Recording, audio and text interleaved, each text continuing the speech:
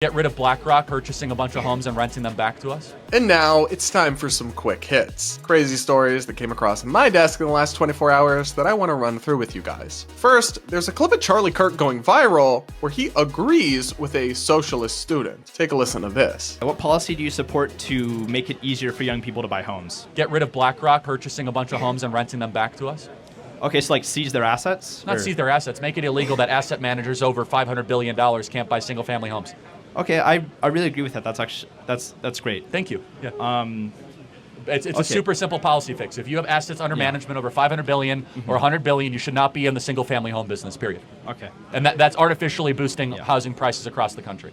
I believe homeownership is a moral good for all humans. So Charlie sounds like AOC here, and basically everything he's saying is factually incorrect. He's not even talking about the right company. BlackRock does not own single-family homes. This is a commonly repeated but actually false claim.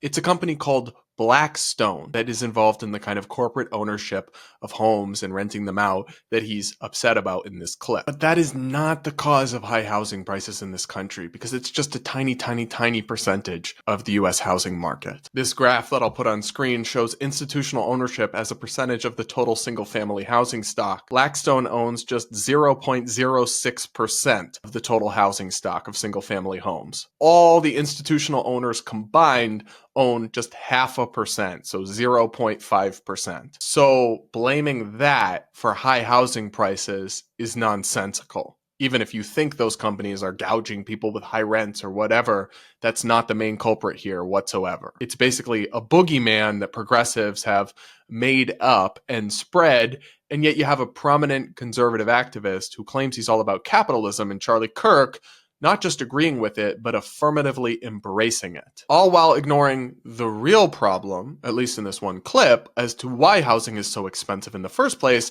which is very much the absence of capitalism, where governments, states, and localities across the country make it incredibly expensive and costly to build new housing, artificially constraining the supply and leading to higher prices. That's the real issue here, and it's disappointing to see conservative commentators buying into false socialist narratives and inaccurate framings on such core important issues. Other than that, great work, Charlie. Up next, this anti-Trump TikTok is actually unhinged. Take a listen.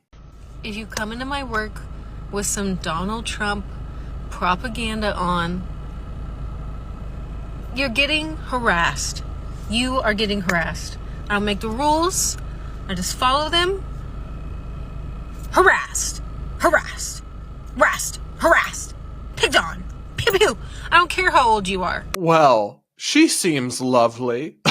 What is the I don't care how old you are part supposed to mean? Is she talking about like elderly people? She's going to harass your great grandpa? Or is she talking about like kids? She'll bully kids if they have some sort of MAGA gear on. Because either way, kind of demonic. And I'm sorry, but if this was my employee and I saw this video and I'm running a small business or any sort of store where I want everybody's business, regardless of their politics, she's fired instantly. Honestly, already, I probably wouldn't have hired her because that bull-looking ass nose ring, 9 out of 10 times is a red flag that they have insane opinions. But if I did have her employed at my company and I saw her openly saying she would harass a huge swath of my customer base, she would not be long for employment in my business. And we need to bring back consequences for people's actions, okay? Because it's actually not okay to harass and bully other people because you disagree with them. And people who do that and engage in that kind of childish and petty behavior are not the good guys and should face accountability for their toxicity. Up next, did you know it was recently International Women's Day? I mostly knew about this from social media, but I was very curious to see a clip from something called the Womxn, so WOMXN March in New York City, because apparently the word woman is like offensive or something. So they make it like gender neutral with it. I don't know. So anyway, here's an absolutely insane clip from this rally in New York City featuring a trans activist ranting and raving about women. It was women teaching me that there is no definition that anyone can find to define what is a woman that excludes me, that does not also exclude millions of cisgender women. Women born without a uterus, women born with chromosomal incongruities, women with hormone imbalances, women with facial hair. According to the Boston Children's Hospital, 1 in every 5,000 women is born without a vagina.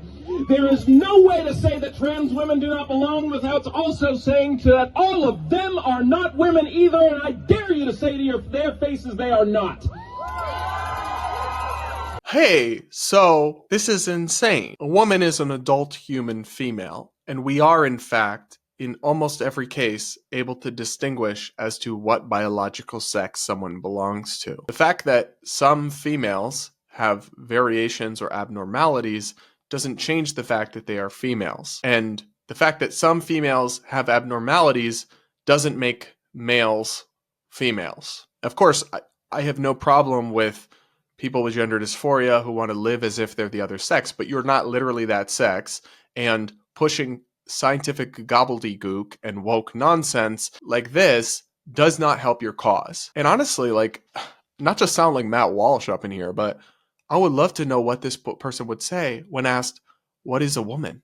Because their definition seems like just, okay, well, whoever feels like one, which then reduces that to meaninglessness. If you ask me, that's not very feminist. But seriously, what is the Wimexen Day rally in New York City's definition of woman?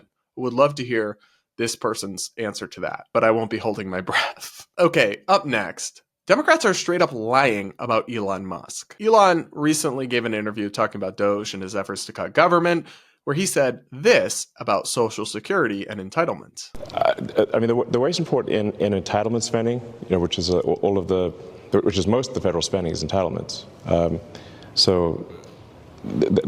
That's like the big one to eliminate, because that's the sort of $500 billion, maybe $700 billion a year.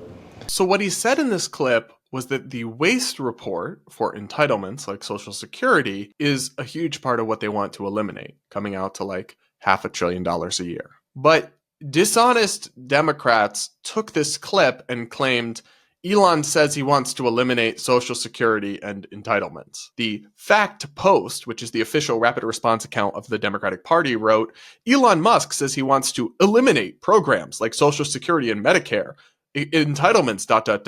That's the big one to eliminate. Of course, they're literally lying. The clip they attached to this tweet shows him saying something different, that he's clearly referring to the waste part of Social Security and Medicare, which maybe isn't as much as he says it is. Maybe they can't actually cut it, but he's clearly not saying they're going to cut the whole programs. But that's what tons of liberal figures and Democrats immediately claimed. Influencer Brian Tyler Cohen shared, and there it is. Elon Musk just said he wants to cut Social Security and Medicare, calling them entitlements. That's the big one to eliminate. California Senator Adam Schiff wrote, Elon Musk and Donald Trump want to go after Social Security and Medicare.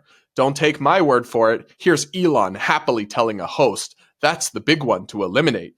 Easy to say when you're the world's richest man, not so easy when you're a senior depending on both. All of these people are sharing a clip in which he clearly verbally says something different than the take they're attaching to it. That has to just be a lie. Or they're so lazy and sloppy, they didn't even watch the video they're sharing and just took on face value the deceptive partisan spin that the original account put on it. I'm honestly not sure which is worse. I have plenty of criticisms of Elon, but I feel like it's not too much to ask that people don't just blatantly lie. What do you guys think?